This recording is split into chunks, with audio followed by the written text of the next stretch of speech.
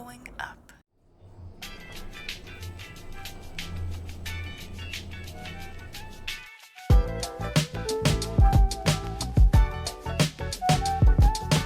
Elevator systems. Bowen family systems theory in brief for a life of learning. Welcome to Elevator Systems, the podcast where we take some big ideas from Bowen family systems theory and we try to do our best to say them as clearly and as understandably as we can get them. We'll give our elevator pitch of some of these big ideas. Joining me is Katie White, who is the executive director of Living Systems in Vancouver. She's also a couple and family therapist for 20 years in Canada, in Australia, and in the States. She's been studying Bowen family systems theory for 12 years, and her role at Living Systems is teaching and supervising, and also has a private practice. So welcome, Katie. Thank you. And Dave Galloway is also here. Dave has been studying Bowen Theory for 20 years. And he speaks and writes and is an instructor as well at Living Systems. He's a certified family enterprise advisor and a clear leadership trainer. He worked in the software industry for decades in leadership roles and has seen Bowen Theory ideas played out in those work systems. And my name is, welcome, Dave. Thank you. Quite all right. Yeah, thank you. And I'm bumbling Dixie Vandersloos. I've been a professional counselor for 10 years. I have a small private practice in Manitoba. And I've just finished my third year of postgraduate training through Living Systems. And Katie and Dave were my instructors this year. So it's great to have a conversation.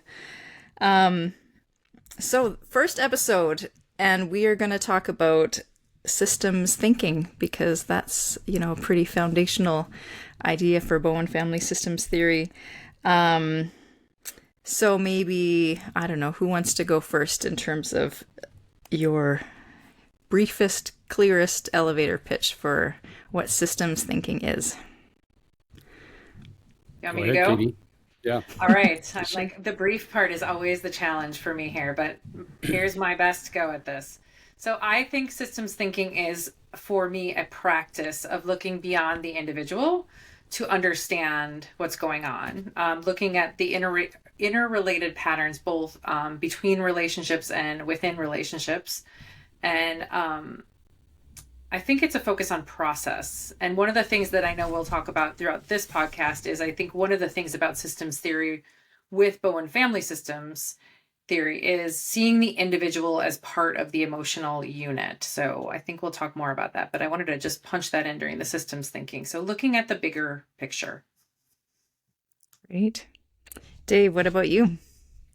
Yeah, I think of like what Katie said. How do I think of any group of people operating, whether it's a family, a business, or even societal level? They're operating as a system, but in particular an emotional system, which means we're automatically reading and sensing the emotional state of others, and that's impacting my emotional state and impacting my thinking. And it kind of manifests as, instead of thinking that some particular thing or person is a problem, that is actually more a symptom of how the whole system is functioning. So, instead of thinking as, my stepdad was an alcoholic. And so instead of thinking of him as being a problem, how do I think of that as that emerged out of a system's functioning, which is quite a shift. Yeah. Well, we'll dig more into that. The way I've put it together is systems thinking is keeping the big picture in perspective, like a stadium view where you see all the players on the field and the moves and counter moves that happen automatically. And it's a way to see beyond my narrow automatic perspective to a broader view of what contributes to, say, a tense moment and how I participate in it. And then one sentence from Dr. Bowen, which I think might be part of his elevator pitch on this, is the family is a system in that a change in one part of the system is followed by compensatory change in other parts of the system. Okay, so for brief descriptions, what are sort of the words or ideas that you guys notice in what we've all said? I think relationship, right? I think that that's something that comes through in all of what we said, that they're, not just looking at the human or the person as an isolated, one little dot out in the world, but to really think about how we're all so interrelated. Yeah, and the idea that you talk about is a bigger picture, right? How is a whole family functioning? How is a team operating? Not just one player, right? And so I think that's an important concept. And the in Bowen's quote, the idea of the automaticity of this process. It's not something that we're consciously aware of most of the time. Yeah, the word that stuck out for me. Go ahead, Katie. No, that's what I was going to say. That's that emotional unit piece. Right. Which I think we're going to have an entire episode about. The word that stuck out for me was process, which is speaking of, I guess, the movement. Well, I think, Katie, you said between and within. Is that what? Yeah. Yeah. I think of like the things that are happening both in, the space that exists between two people, as well as looking at what's happening in each individual and the other relationships they're connected to. Yeah. Pretty complex stuff. Yeah. Well, let's think of, the example that I came up with is like a mobile. Is that how you say it? Is that the British English way to say?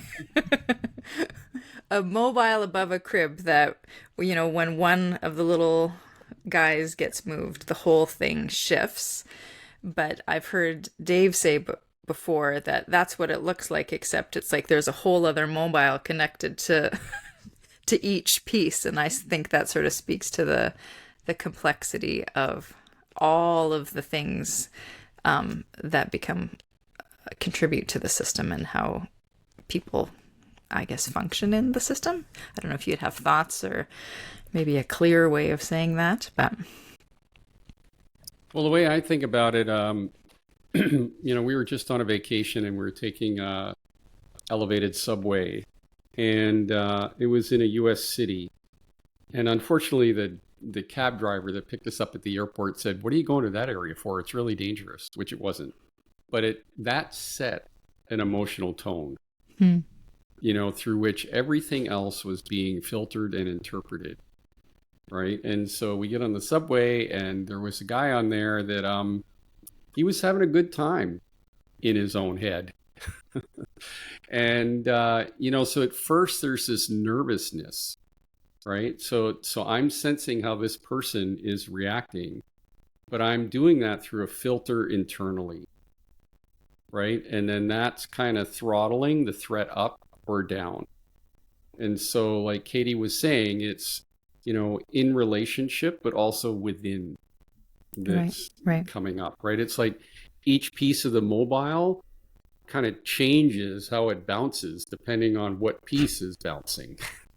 I don't know how you would make that. Well, and I think the complexity from your example is who are the people that are standing right next to you, and what is your relationship with those people, and how are they also interpreting kind of the stimulus that they're, because you would have a response to that. If someone you care about is terrified, your nervous system is going to be hiking right up. Well, exactly, right. And then, 2 seats down, there was a guy and he wasn't bothered at all. Mm-hmm. And I'm picking up on that. It's like, well, if he's not worried, I guess I don't have to be worried, right? And Yeah, so it's very interesting to just kind of be more aware of that kind of thing, of what is going on in the world, but then what's going on in me, Mm-hmm. because that's exactly what's happening in families, right? And so Yeah. then if I start getting nervous, my wife or daughter can pick up on me being nervous, and then that can make them more nervous. And then I notice that in them, and I want to do something to calm them down, and you get this bouncy mobile, Right. right? Going back and forth. And that's what Bowen talked about as it's an emotional system. Each piece is influencing each other piece, right? And yeah, so it's pretty dynamic, pretty complex. And the key is, how do I regulate my emotion? Because that's the only part that I can regulate. Mm-hmm. Well, and I think the way you're describing it, Dave, a lot of times we think of cause and effect, and it's like the one domino goes, and here they all go in order, but it's not in order.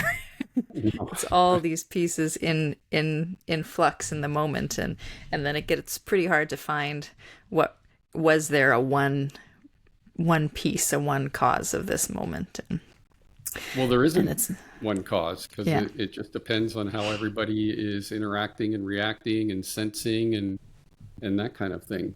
Um, yeah, yeah, exactly. yeah. Katie, did you have an example that you think shed some light on systems thinking? The one that always comes to mind, that I know Dr. Bowen himself noted, was that a proverb about the blind man and the elephant, because I think it just helps me think about why systems thinking can be useful. And I always joke that it sort of keeps me honest to not just look at my part. So if those of you that wouldn't be familiar, it's a proverb about these wise men who these blind men who are looking at an elephant and feeling to find out what it is, and each of them thinks that they're experiencing five very different animals because of the little piece that they look at. So it looks very different if you're looking at just the trunk versus being able to see the rest of the animal. And I think that's that to me, especially in clinical work, is so useful to people and me to see that if I'm only looking at this one little snippet of the situation, there's so much more I'm missing to help understand what's going on. So just to keep that wider perspective. Mm-hmm, mm-hmm.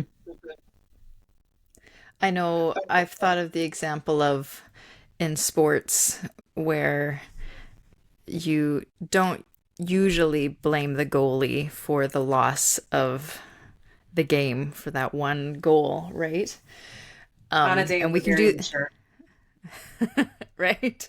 We can generally do that with sports and see the bigger, all the things that contributed to the loss of the game, but it's much harder in the family. Yeah. Dipsy, like instead of, if you could take that example further, instead of blaming the goalie, how would you be thinking about that? You were probably thinking hockey. I went to soccer. I was definitely thinking hockey. Well, there's just so much more to it than the one the one goal that meant the loss for the team, right? There was all the things that happened as they were coming up the ice, and the other periods, and then, in fact, Victoria Harrison from Houston has talked about doing neurofeedback testing on, I think it was, I'm not sure what level of football students. It was certainly high school. I'm not sure if it would have been collegiate or not, but when there were stressors in the families of those football players, how it impacted their play. And so it's not just the team dynamics, it's beyond that to, the families, the relationships, the other things I related think to the the team. sports analogy is actually really, really good, because it is a group of individuals that are in relationship to each other, operating in relationship to each other. Mm-hmm. And so if you take a look at the game as a whole, it's, why did all the defensemen kind of let the other team get through? Why didn't all the people on offense in the lead, why didn't they do better scoring? Like there's just so many factors that contributed to the final outcome of that particular game, just in the game, let alone the training and the selection of players and the travel and all that kind of stuff, right? And the coach, who picked the coach, right? And so it's sort of like, yeah, there's like no blame that you can really assign to anybody, but each player can work on their own functioning. And that's all they can do. They can just try to show up and play the best they can. That's what I could do in my family as well. Yeah, the part that is so relatable, right, is just to think about what is the question about what I can do today to work on my own functioning and be interested in how other people respond to that versus when maybe yesterday when I didn't do such a good job, when I stayed up all night reading instead of getting a good night's sleep. Right. Well, I'm curious what you guys would notice in terms of sort of the usefulness of this idea, especially in your work with clients, because people generally, well, how I've always put it is people often come to counseling about 3 months too late, which it's never too late, obviously, but usually the problem has to get pretty high before people come for counseling. And so when it is sort of at this intense level, how does systems thinking become useful in relating to people in those contexts? Such a good example, Dixie, because I think saying that other people, like 3 months too late, that the tension is high. I think I can speak for myself is that when I'm more stressed out, I know that my options in my brain start to get smaller and smaller and smaller, and I think that's when some of that black and white thinking where there's only two choices here. That's all I have. I can either do this or this. And I appreciate the systems thinking and how it opens up thinking about the problem from a much wider lens, and that gives people choice. And I think choice is freedom. Like that gives just much more opportunity for the individual, and I watch it calm them down. Oh wait, you mean there's not only this or this, there's all these other ways of thinking about that? I just think it's a useful flexibility for people. Yeah, Bowen Theory, really provides such a completely different way of thinking about something. But with great freedom comes great responsibility, right? And there's been a number of times where it's like, oh yeah, that's my stuff. That's the part I'm playing. And now that's the part I need to kind of work on. When it can be really nice to just blame the other person and not have to do anything. Right? But that leaves me powerless. Right? So person's kind of got to decide, do they just want to be kind of a victim and can't do anything and they're helpless? Or they have the option of broadening their perspective, thinking about the part they play and working on that. And so that's what I think is very, very powerful about taking a systems approach, right? It's like every player on a team, how they function is up to them, and they can drive that as hard as they want, and that'll show up in their performance. Even if the team loses every game, their performance can really stand out. So that's a difference, I think, between an individual model where one person's broken or something like that, blame the goalie, versus a kind of a systems way of looking at it. Yeah. I think for me, knowing my fine-tuned ability to lose perspective, this well-crafted skill that I have to lose perspective, and like you were saying, Katie, that sort of black and white, always, never thinking. Systems thinking has allowed me to step back and evaluate the bigger picture, and it uses that, my more thoughtful, the prefrontal cortex that the human ability to, I always think about my cats just look out the window and they just see the birds. That's what they're thinking. And I think about why didn't I do this? And if I do this, yeah, maybe my cat dishwasher is much more introspective than I give him credit for.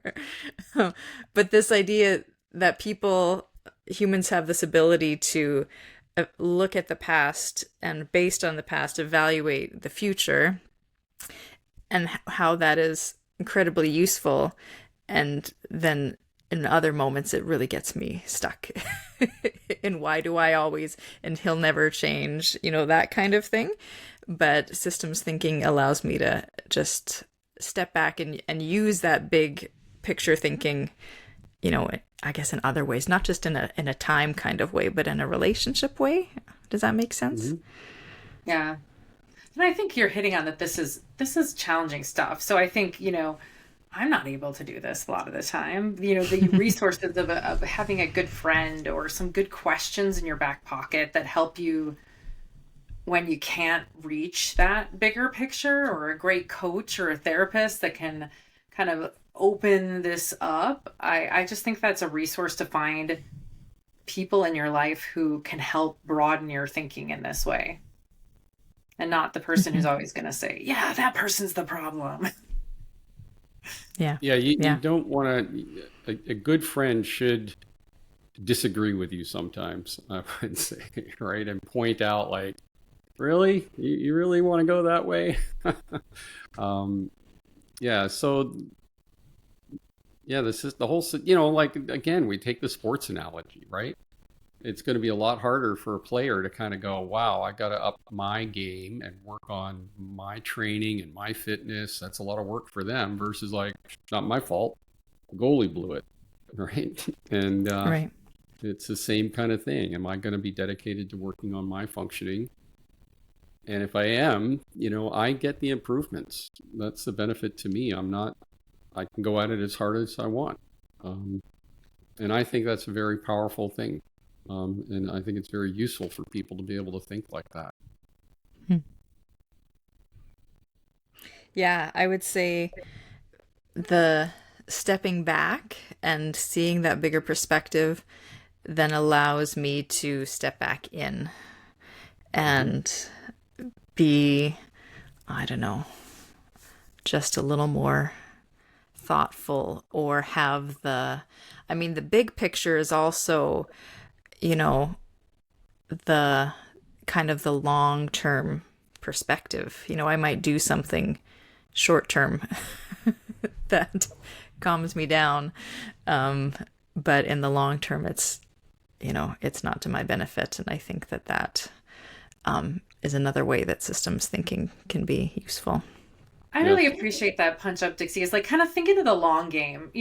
I think I don't want people to leave this thinking that I'll just speak for myself, that I'm the mature answer all the time. Like, to be able to think and to make that research project in looking at the system and studying the system and learning the moves people make. I think, that helps me know when I show up in a way that doesn't work well for me, and and what are other people's response to me when I show up in one way versus another way. I really just think systems thinking can provide that perspective of the long game of, maybe I walked out of a interaction with my child and thought, how did that go so wrong? How did we just end up yelling at each other in that interaction? And to be able to have that long game to say, what was going on with me? What do I know about what was going on with her? What do I know about the system and the relationships? And just to get a little information that then I can use in the next interaction and the next interaction, the next interaction, because that's the part that sometimes I think people don't always think of. We have a lot of opportunities to practice this all the time. And Right. The best teacher for me is often failure. And maybe failure is the wrong word, but, were ways where I show up maybe that I don't want to. Right. And that takes me back to that. Oh, I was going to say go the ahead. sports analogy. Yeah. The sports analogy of they just keep practicing. The team keeps practicing until it figures out what actually works, right? For their goal and whatever that goal is. Yeah. Just wanted to throw that in. I got a little story. So I was listening to the news one day, and they were talking about the Hibernia oil fields off the east coast of Canada, and the oil platforms that are there, and how they had to watch out for icebergs coming down from much farther north, because an iceberg can ruin your whole day if you're an oil platform, and following months. And so what they did was they would track these with radar and kind of predict the trajectory. And if it was going to be too close, they had a fireboat up north that, relatively speaking, basically just pissed on the iceberg, right? But it would do it for 2 weeks. And that would change the trajectory up there a tiny bit, but it would end up being hundreds of miles away from, the oil platform. And that really hit me, and that ties in with chaos theory and setting initial conditions and, that kind of stuff. But every little change I make that's just a tiny bit better, that changes my long-term trajectory. And so it all adds up. And every little, every fight I don't have, every time I don't raise my voice quite as much, every time I don't get grumpy as much, that changes the trajectory to be that much better. And so I'm banking on that one. I've been thinking about the Viktor Frankl quote, which I won't get perfectly correct, but between stimulus and a response, there's space, and in that space is the power to choose our response. And I think that systems thinking being a part of that space is really helpful in thinking about, even like you're saying, Dave, even the smallest, I think we all know, even the smallest shift in like not rolling our eyes or watching the tone of our voice or not using that whatever nickname that we know bothers someone, right? Like those little things make a difference in how an interaction goes down. And I would add to there's a stimulus, a response, and if we can't get in the middle, we can pick it up right after. Right. Right. Notice and change then. So, course correct. Yeah, and so in between our first response and our next response, there can be some thoughtfulness and adjustment. Yeah. You can't control the first thought. It can be harder, right? Yeah. I think as a person gets better, they start to go, okay, this is where I start getting cranked up. I better start watching out, right? Yeah. All those forwards are coming down the field at me. I better start getting ready. Yeah. Predictability. Yes. Yeah. Observing is a really powerful aspect when you're in a system, right? To just observe what's going on and monitoring, monitoring my behavior, because that's the only part I can change, And I think watching, I was going to put in the thinking of, I had a wise supervisor once say to me when I would get real bogged down in a situation where I was thinking one way about something, is to think, she would say to me, what are 5 or 10 other explanations that you could make up for what's happening here? And I just always, although frustrated at first, got appreciated that question, because I think it's what you're talking about, where even if I'm observing, I'm also paying attention to what are the thoughts that are tied to those observations I'm making. Am I kind of looking through them through one lens, or am I able to say, what are some other perspectives about this? Yeah, instead of getting angry, go, wow, that's wonderful. Tell me more. That'll get a different response. Thank you for reminding me of what I should be doing. Well, my sort of takeaway would be, so Kathleen Smith is, I think she's on associate faculty at the Bowen Center in Washington, and she's going to be a guest on an upcoming couple of episodes, but she has a Substack account, and we'll link to it, but she has one post in particular that says, it's called "When You're Too Close to the Problem." And it just does a really great job of sort of outlining what it can look like to, number one, what it looks like when you are too close to the problem and sort of the process of stepping back and getting some of that systems, a broader systems perspective. Dixie, that's going to go hand in hand with one of the things I thought as a takeaway is when I'm sitting in sessions sometimes and I'll listen to someone complaining or talking about someone else in their life, I bring them in the room and I think, if your mom or your husband or your wife or your partner or your kid was sitting there, what would they have to say about this? And, once the initial, I don't want to think about what they have to say passes, I think there is that ability to say, yeah, they might think differently about this. They might have a different perspective or view. And I think even that is loosening up our thinking. And, I think I said it already today. I think that loosening up is just nice for us. It just gives us more choice. Another example of that is, and I've I've used it with our daughter. It's sort of like, if you were sharing an apartment with some other folks, would you be doing that? And she's like, no. Right. And, or, I think a good one with parents and kids is like, so let's say you had a nephew or a niece come and stay with you. What would you put up with from that person versus what you might put up with your own child? And, it can be like, yeah, I'd never put up with that stuff, at all. Right.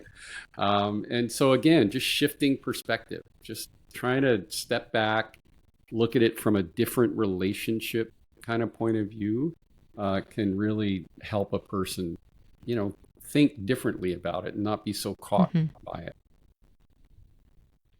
I've certainly noticed, when I've had a good night's sleep or when I'm well hydrated or say a Friday night versus a Monday morning in terms of what's coming at me in the week, all the things that impact our perspectives, right? So. And you meant water, right? With hydration. Yes. Definitely.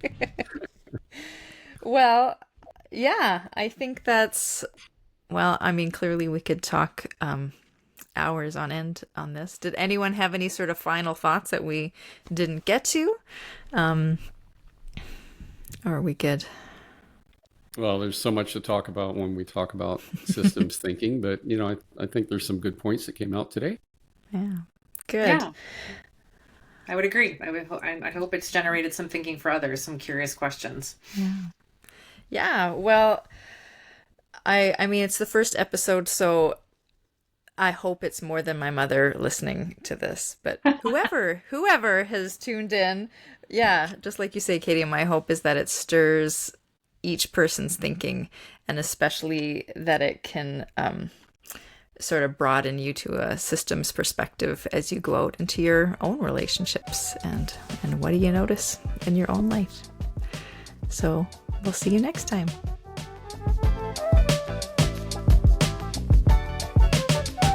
This podcast is produced by Living Systems, a nonprofit organization in Vancouver offering counseling and training programs in Bowen family systems theory across Canada.